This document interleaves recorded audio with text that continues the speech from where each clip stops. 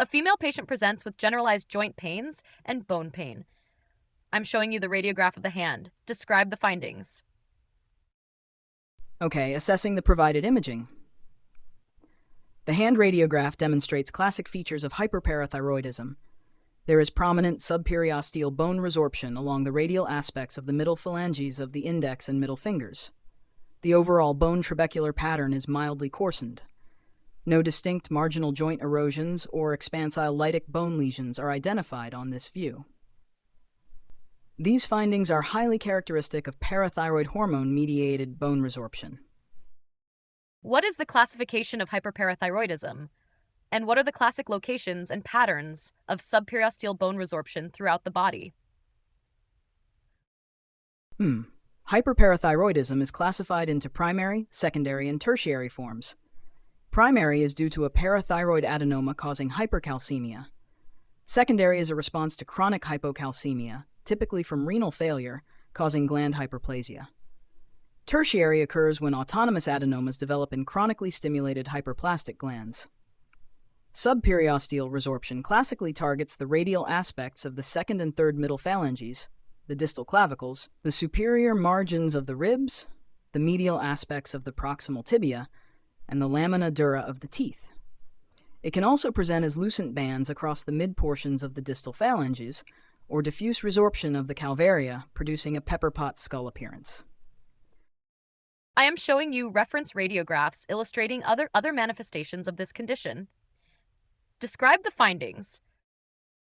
In that case, the reference radiographs illustrate several key skeletal features of advanced hyperparathyroidism.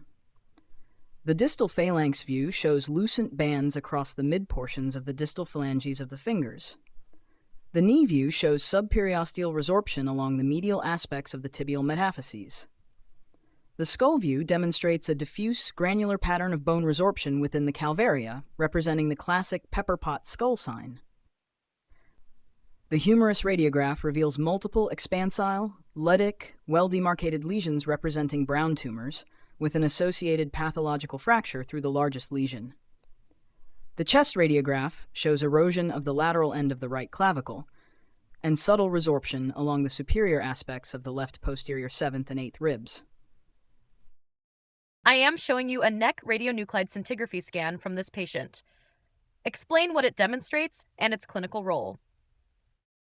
Well, the TC99M sestamibi scintigraphy scan demonstrates retained radiotracer activity in the right lower neck at 90 minutes post-injection, which is diagnostic of a parathyroid adenoma.